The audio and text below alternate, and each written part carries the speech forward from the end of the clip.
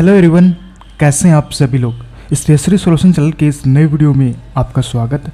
दोस्तों, इस वीडियो में हम डिस्कस करने वाले हैं ईपीएफओ का लेटेस्ट सर्कुलर, जो जितने भी हमारे पीएफ मेंबर्स हैं और एम्प्लॉयर, एचआर या जो भी पीएफ के कंसल्टेंट काम देखते हैं, उनके लिए ये वीडियो बहुत ही इंपॉर्टेंट होने वाला है। ये वीडियो के माध्यम से बहुत सारी चीज़ें हैं जो स्मूथ होने वाली हैं, जिसमें बहुत सारी चीज़ें जिनका टाइम पे करेक्शन नहीं हो पाते थे, कोई भी चीज़ें अप्लाई करो उसमें टाइम लग रहा था, क्या क्या डॉक्यूमेंट्स रिक्वायर्ड होती वो कहीं पे क्लियरिटी नहीं थी। लेकिन अब इन्होंने स्टैंडर्ड प्रोसेस जारी कर दिया एक सर्कुलर के माध्यम से, जिस वजह से जो भी प्रोसेस है वो अब आसानी से इस सर्कुलर के माध्यम से समझ पाएंगे और वो हम अपने जो भी पीएफ मेंबर भाई हैं उनका वो करेक्शन करवाना हो या चेंजेस कराना हो वो आसानी से चेंज करा पाएंगे। तो इसी वीडियो में हम पूरा वो डिस्कस करेंगे। ये वीडियो थोड़ा सा लंबा हो सकता है क्योंकि 35 पेज का सर्कुलर जारी किया गया और इसमें जो चेंजेस हुए हैं पूरा A to Z डिस्कस करेंगे। दोस्तों, अगर अभी तक आपने हमारे चैनल को सब्सक्राइब नहीं किया, सब्सक्राइब जरूर कीजिए और बेल आइकन को जरूर दबाइए, जिससे जो भी लेटेस्ट अपडेट वगैरह आपको आती हैं वो हमारे चैनल के माध्यम से आपको प्रोवाइड कर दी जाती है। दोस्तों, जो नोटिफिकेशन है वो हमने ऑलरेडी टेलीग्राम चैनल को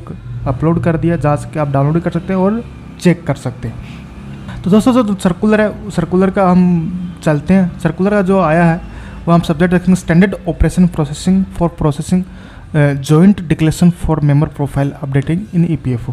दोस्तों, आपको पता है कि अभी आप ईपीएफओ में आप जॉइंट डिक्लेरेशन फॉर्म सबमिट करते हो, कुछ भी सबमिट कर देते हो, फिर आपका रिजेक्ट हो जाता है, जिस वजह से करेक्शन के लिए बहुत ज़्यादा टाइम लग रहा है। बहुत सारे दोस्तों कमेंट पे आता है कि मेरी करेक्शन 3 महीने से पेंडिंग पड़ी है, 2 महीने से पेंडिंग पड़ रही है, अप्रूव नहीं कर पा रहे। तो इसकी वजह से ये बहुत सारे डाउट्स थे, डॉक्यूमेंट्स की क्लियरिटी भी नहीं हो रही थी कि कौन सी करेक्शन मेजर है, माइनर है। तो पूरा इन्होंने ये गाइडलाइन सर्कुलर जारी किया गया जो 23 अगस्त 2023 का इसमें डेट मेंशन है। तो ये पूरा जो सर्कुलर है ये CPFC को जारी किया गया, पूरे पैन इंडिया में एप्लीकेबल होगा और इसमें सबका अलग अलग प्रोसेस था। कोई बोलता था ये डॉक्यूमेंट सबमिट करो, कोई ये सबमिट करो, सब ने अपनी मर्जी के हिसाब से डॉक्यूमेंट सबमिट करवाते थे। लेकिन इस सर्कुलर के माध्यम से आप ये सर्कुलर फॉलो कीजिए और इसके अकॉर्डिंग ही आप डॉक्यूमेंट्स आपको सबमिट करने हैं। और ये जो ऑर्डर है ये सभी all SSC zones, SSC zone office, regional PF commissioners, office incharge of region, सभी PF ऑफिस को अप्लीकेबल होता है। दोस्तों, जो स्टैंडर्ड जो सर्कुलर जारी किया गया इसमें member profile correction updated process of जैसे परमानेंटली नाम, gender, date of birth, father mother name, relationship, marital status, date of joining, reason of living, date of living, nationality, Aadhaar number, ये 11 चीज़ें इन्होंने इस पर डिस्कस किया। दोस्तों, इसमें शायद एक चीज़ है इन्होंने शायद मिसिंग कर दी। अगर हस्बैंड नाम चेंज करना हो तो वो कैसे करें, इसमें अभी इन्होंने अपडेट नहीं दिया। शायद आगे जाके इन्होंने या तो बंद करना हो या इन्होंने गलती से इसमें डाला नहीं। फिर इसमें अब आप चलते हैं प्रोसेस प्रपोज। इसका फर्स्ट है the purpose of documents is to delineate to process to recent to joint declaration correction in UN profile by the member and employer and method of correction by follow the field office. साथ साथ में ये field office भी आपको follow करना है। Introduction ये है कि आपको जो भी करेक्शन है वो आपको कैसे करेक्ट किया जाए, जो भी डिटेल आपको अपडेट किया जाए करेक्ट। तो इसमें जो यूएन इंट्रोडक्शन क्या था, 1 अक्टूबर 2014 से यूएन स्टार्ट हो गया था, जिस वजह से बहुत सारी चीज़ें हैं जो हमारी सिंपल भी हुई और बहुत डिफिकल्ट भी हुई, क्योंकि करेक्शन उस टाइम बिना आधार के आपके यूएन जनरेट हो रही थी, जिस वजह से बहुत सारी गलतियाँ हुई, आपने कुछ चेंजेस करवाए हो, तो उस वजह से भी बहुत ज़्यादा प्रॉब्लम आ रही है। अब हम चलते हैं जो इम्पोर्टेंट प्रोसेस है कि आपको कौन कौन सी चीज़ें हैं जो इस करेक्शंस के अंदर आएंगी और कौन कौन से हैं जो आपको टाइमलाइन पे आपको उसको करेक्शन कराने के लिए आपको JD मतलब जॉइंट डिक्लेरेशन फॉर्म आपको सबमिट करना है। देखो दोस्तों, इसमें 4.2 ऑप्शन, इसमें बहुत सारी चीज़ें आप डीप में आप पढ़ सकते हैं। Joint declaration is a joint request of employees duly authenticated by employer for modification additional of the member basic profile parameter to change preferred the joint declaration and required the support with request documents a list of which is mention in SOP। इसमें साफ clear mention है, SOP में पूरा A to Z process आपको बताया गया कि कौन कौन से आपके करेक्शन होंगे, करेक्शन के साथ कौन सी मेजर है, माइनर करेक्शन है, तो पूरा इसमें डिस्कस करने वाले। दोस्तों, जो ये जॉइंट डिक्लेरेशन फॉर्म है इसके अंदर आपकी कौन कौन सी चीज़ें आपकी करेक्ट हो पाएंगी। इसमें 11 पॉइंट्स हैं। पहले आपका नाम हो गया, जेंडर हो गया, डेट ऑफ बर्थ हो गया, फादर नेम हो गया, रिलेशनशिप हो गया, मैरिटल स्टेटस हो गया, डेट ऑफ ज्वाइनिंग हो गया, reason of living, date of living, nationality, Aadhaar number. ये 11 चीज़ें हैं जो आप जॉइंट डिक्लेरेशन के माध्यम से आप अपना चेंज करा सकते हो। अब जो क्लासिफिकेशन ऑफ चेंजेस में अब आता है सेकंड पॉइंट, ये चीज़ें चेंजेस कराने के बाद में इनको क्लासिफिकेशन किया गया कि कौन सी चीज़ें इनमें से मेजर है और कौन सी माइनर। माइनर मतलब छोटे मोटे करेक्शंस, मेजर मतलब हाई करेक्शन, उनके लिए अलग अलग डॉक्यूमेंट्स की रिक्वायरमेंट होगी। तो उन्होंने मेजर और माइनर करेक्शन के टेबल 2 में डिसाइड किया गया। टेबल 2 में जैसे name member of name major if more than 2 alphabet change and the name also get change phonetically. तो अगर इसमें अगर आपको लगता है 2 अल्फ़ाबेट से ज़्यादा चेंज है तो वो मेजर करेक्शन में आएगा, अगर कुछ आगे पीछे स्पेलिंग में चेंज है तो वो माइनर करेक्शन में आएगा। तो पूरा जो डी है वो डिसाइड करेगा कि मेजर में आता है माइनर में, तो उस केस से आपके डॉक्यूमेंट्स भी चेंज होंगे। जेंडर है वो माइनर करेक्शन में आता है। डेट ऑफ बर्थ अगर आपकी 3 साल से ज़्यादा करेक्शन है तो वो मेजर में आएगी, 3 साल से कम है तो वो माइनर केस में आएगी। फादर नेम इस मोर देन 2 अल्फ़ाबेट वही सेम जो आपका नाम में है वही, अगर मेजर माइनर करेक्शन में आएगा। अगर वो आगे पीछे चेंज करने है, सरनेम लगाना है तो वो मेजर माइनर। रिलेशनशिप में भी वही है, फादर या मदर नेम चेंज करवा रहे। मैरिटल स्टेटस में change after the date of death, अगर डेथ के बाद में अगर आप मैरिटल स्टेटस चेंज कराते हो तो वो मेजर में आ जाता है, बाकी अदर केसेस में वो माइनर ही रहता है। Date of joining death case के बाद में मेजर और बाकी वो माइनर केस में ही रखा गया। रीजन ऑफ लिविंग भी सेम है, अगर डेथ केस में अगर आप उसके डेथ होने के बाद में उसका अगर रीजन ऑफ लिविंग करेक्शन कराते हो तो वो मेजर करेक्शन में आता है, बाकी माइनर में। डेट ऑफ लिविंग में भी सेम है और नेशनलिटी में भी सेम है, और आधार कार्ड में भी all type of changes of updation related to Aadhaar card, ये सब मेजर करेक्शन में आएगा आधार के करेक्शन के लिए। तो ये हमारे 11 पॉइंट है जिनको मैं मेजर और माइनर में डिफाइन किया गया, उसी के रिगार्डिंग हमें डॉक्यूमेंट्स भी इस सबमिट करने होंगे। तो इसमें तक डॉक्यूमेंट्स प्रूफ के लिए all minor and major correction request will have to be support by documents proof as please subscribe in annexure 1। तो एनेक्सर 1 में हम जाएंगे तो माइनर चेंजेस एटलीस्ट आपको 2 डॉक्यूमेंट्स कम से कम आपको सबमिट पड़ेंगे जो एनेक्सर ए में है, और फॉर मेजर के लिए आपको कम से कम 3 डॉक्यूमेंट्स सबमिट करने पड़ेंगे जो एनेक्सर 1 में आपको डिटेल मिला है। तो जो भी अगर आपकी माइनर करेक्शन है तो 2 डॉक्यूमेंट्स, अगर मेजर करेक्शन है तो 3 डॉक्यूमेंट्स आपको सबमिट करना। तो इसमें आपको क्लियरिटी आपको इस नोटिफिकेशन के माध्यम से हमें सबको हो गई। अब रोल एंड रेस्पॉन्सिबिलिटी क्या होता है, मेंबर है वो रेस्पॉन्सिबल होगा इसके लिए for submitting JD application from his unified portal login. All the request will be time stamp and IP will be recorded, all uploaded documents will be stored and the serve for future. तो online apply कर पाए या नहीं कर पाए, अभी इसका कोई अपडेट पोर्टल पे आया नहीं। मुझे लग रहा है कि इन्होंने प्रोसेस दिया तो अपडेट जल्दी आएगा, आप ऑनलाइन अपना जेडी सबमिट कर पाओगे और करेक्शन भी ऑनलाइन ही आप अपना कर पाओगे। फिर इसको एम्प्लॉयर है उसको वेरीफाई करेगा, चेक करेगा, फिर अप्रूव करेगा, वो रिक्वेस्ट जाएगी PF ऑफिस के पास। PF ऑफिस का पूरा चेक करेगा कि मेजर है माइनर करेक्शन, हम आगे डिस्कस करेंगे। जो माइनर करेक्शन है वो अप्रूवर होगा, वेरीफाइड होगा, और जो इंटेंट होगा DA होगा, फिर SS के पास जाएगा, फिर RPFC सेकेंड, APFC AO, ये चीज़ें वो अप्रूव करेंगे। मेजर करेक्शन में ये रिक्वेस्ट RPF के पास जाएंगी, वो आप चेक कर सकते हैं कौन कौन वहाँ पे ऑथेंटिकेट है, उसके पास जाके वो फिर अप्रूव होनी है। फिर हमारा आता है कि हमने मेजर माइनर करेक्शन फिर कौन अप्रूव करेगा। फिर आता है स्पेसिफाई प्रोसेसेस के बारे में हम डिस्कस कर लेते हैं। फिर बाकी इसमें आपको पूरा बताएगा कि EPFO क्या कैसे अप्रूव करेगा, EO कैसे प्रोसेस करेगा, क्या क्या डॉक्यूमेंट्स रहेंगे, वो सब कुछ इसमें मेंशन होगा। Any online request for JD receive from employees for the following special category establishment shall be dealt enter the why. अब जो बहुत सारे एम्प्लॉयज़ के मैसेज भी आते हैं, कमेंट भी आते हैं कि हमारी कंपनी क्लोज हो गई है, वो जवाब नहीं देती, उस केस में हमें क्या करना चाहिए। तो इसमें उन्होंने पॉइंट नंबर देखो, आप टेबल 5 में जाइए तो लिखा है case the establishment is mark as a closed, JD will be received in the form attach in annexure 2 sign by the member and employ and from anyone the authorities mention in para 6.15 the documents once received in the office, then the JD will be scanned and uploaded in the FO interface by the office. A registered JD letter and mail will be sent to authority who has signed the JD in the confirm and the signed authority official mail address.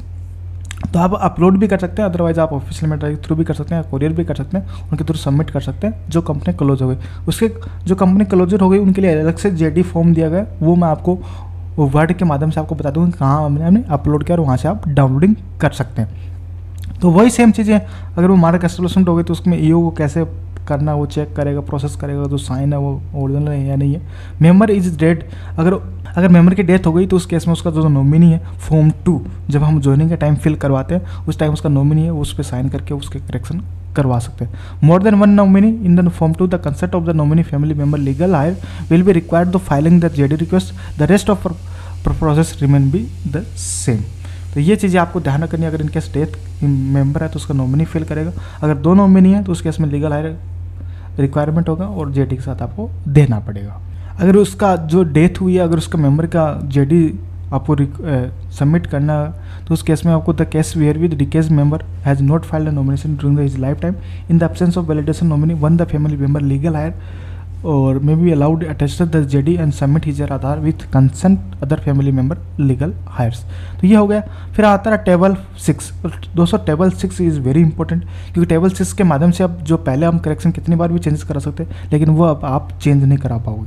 तो उन्होंने table 6.11 में इन्होंने दिया है, आप page number 14 पे जाओगे, किस जो आपका मेंबर नेम है वो आप एक बार भी चेंज करा पाओगे, नंबर ऑफ जेंडर भी एक बार भी, डेट ऑफ बर्थ भी एक बार ही, फादर नेम मदर नेम भी एक बार भी, रिलेशनशिप भी एक बार भी, मैरिटल स्टेटस भी 2 टाइम्स आप चेंज करा सकते हैं, date of joining, date of living, reason of living, nationality, Aadhaar number, ये सब आपका 1 टाइम ही आप करा सकते हैं। इससे ज़्यादा आप अपनी करेक्शन नहीं करवा सकते।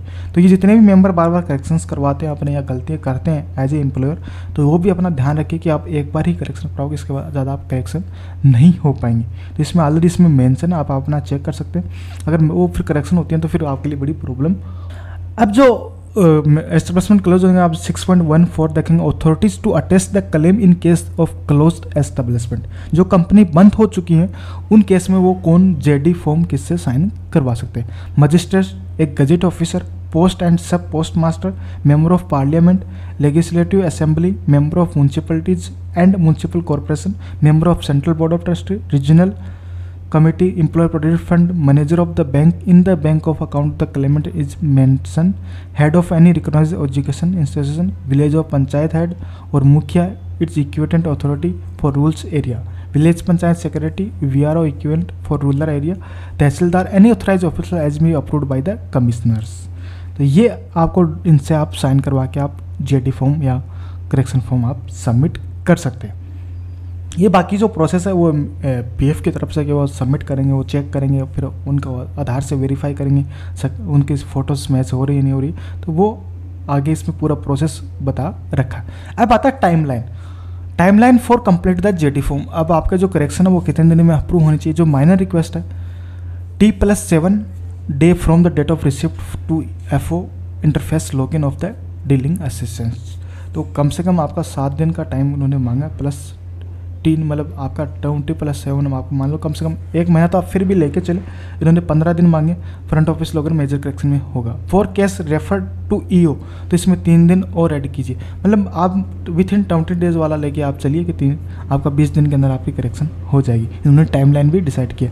नोट, अगर if JD get revert back to the employer then the request time will be start once is receive back is the login the concern officer. अगर वो दोबारा से रिवाइज होके एम्प्लॉयर के पास चला गया कि दोबारा सबमिट करो, तो उस केस में वो टाइम आपका दोबारा से स्टार्ट हो जाएगा। तो जो भी आप ग्रीवेंस रजिस्टर करो तो इसको एक बार जरूर चेक कर ले कि आपका माइनर करेक्शन है, मेजर करेक्शन है, या अगर वो दोबारा तो एम्प्लॉयर के पास नहीं चला गया वेरीफाई के लिए, तो उस केस में इसका रिक्वायरमेंट होगा। मॉनिटरिंग, RPFC पूरा उसका मॉनिटरिंग करेगा, उसमें क्या क्या डिटेल्स हैं, क्या क्या पूरा अपडेट करना पड़ेगा, मास्टर डाटा भी उनको अपलोड करना पड़ेगा डैशबोर्ड में, जिस वजह से पूरा स्टेटस उनको शो हो जाए। फिर जो भी नोटिफिकेशन आए हैं करेक्शंस के रिगार्डिंग आपको उसमें पूरी लिस्ट दे दी है कि कब कब नोटिफिकेशन आया। तो लास्ट जो नोटिफिकेशन आया था आपको दोस्तों पता है कि 12 फरवरी 2021 में आया था, जिसमें पूरे क्लियरिटी मेंशन भी नहीं थी, जिस वजह से बहुत सारी दिक्कतें भी आ रही थी। सब PF ऑफिस अपने मनमानी से डॉक्यूमेंट्स भी सबमिट करे थे, तो अभी वो change the history. This is the first SOP of the subject. तो जो डिक्लेरेशन के माध्यम से उन्होंने फर्स्ट SOP जारी किया, तो उन्होंने पूरी हिस्ट्री चेंज कर दी। वास्तव में इसका एक बहुत ही अच्छा है, उन्होंने चेंज कर दिया।